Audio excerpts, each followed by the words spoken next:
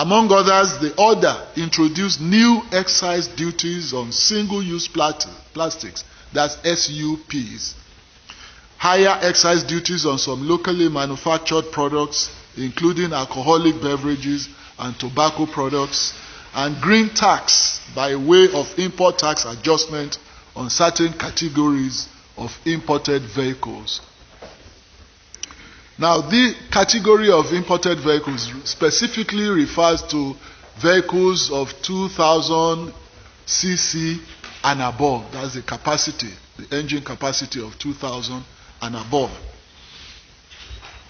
The Tinubu administration has since noticed that some of the tax policies are being implemented retroactively with their commencement dates, in some instances predating the official publication of the relevant legal instruments backing the policies.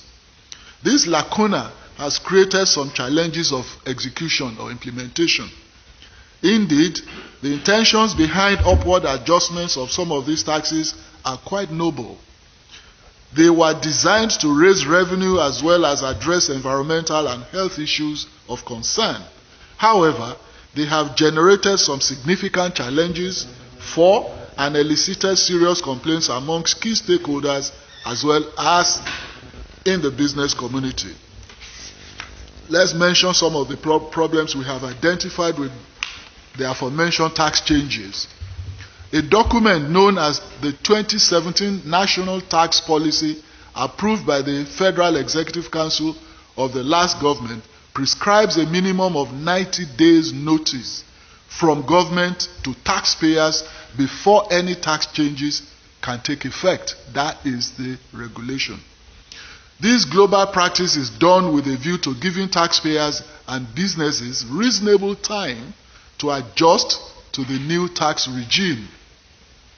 However, both the Finance Act 2023 and the Customs Excise Tariff Order 2023 did not give the required minimum notice period, thus putting businesses in violation of the new tax regime even before the changes were gazetted.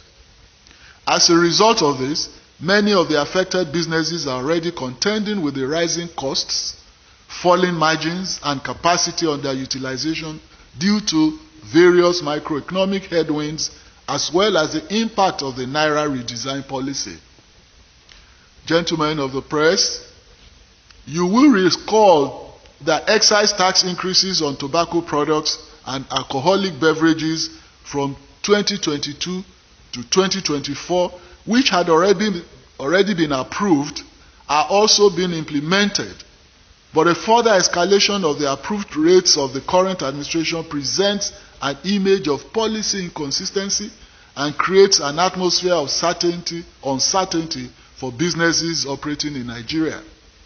The excise tax of 5% on telecommunication services has generated heated controversy. You all wrote about it. There is also a lack of clarity regarding the status of this tax, just as players in the sector also complain about the imposition of multiple taxes on their operations. We have also seen that the green taxes, including the single-use plastics tax, that's the SUP, and the import adjustment levy on certain categories of vehicles require more consultation and a holistic approach to the country's net zero plan in a manner that does not impact the economy negatively. In his inaugural speech, His Excellency President Bola Ahmed Tinubu promised to address business-unfriendly fiscal policy measures and multiplicity of taxes. Consequently, President Bola Tinubu, in fidelity to the pledge to put Nigerians at the center of government policies, has signed the following executive orders. Executive Order 1. The Finance Act, Effective Date Variation Order 2023, has now deferred the commencement date of the changes contained in the Act from May 28, 2023 to September 1, 2023. This is to ensure adherence to the 90 days minimum advance notice for tax changes as contained in the 2017 National Tax Policy. Executive Order 2, the Customs Excise Tariff Variation Amendment Order 2023.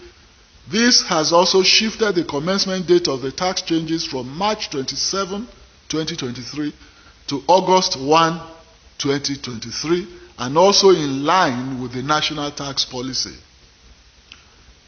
Order 3. The President has given an order suspending the 5% tax on telecommunication services as well as the excise duties escalation on locally manufactured goods. 4.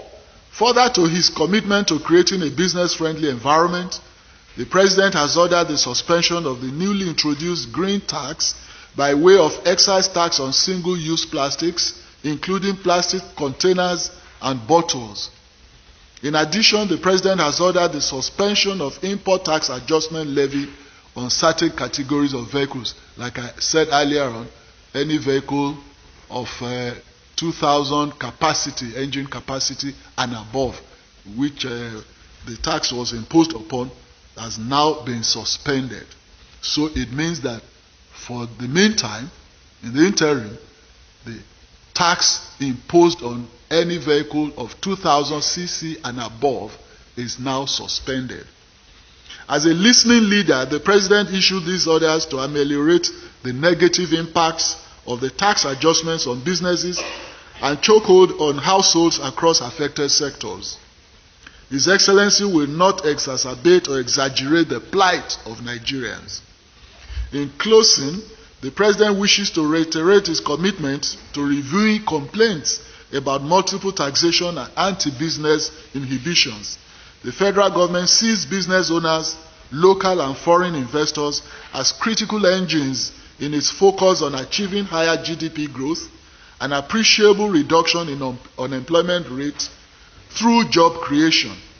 The government will therefore continue to give requisite stimulus by way of friendly policies to allow businesses to flourish in the country. President Bola Tinubu wishes to assure Nigerians by whose sacred mandate is in office that there will not be further tax raise without robust and wide consultations undertaken within the context of a coherent fiscal policy framework.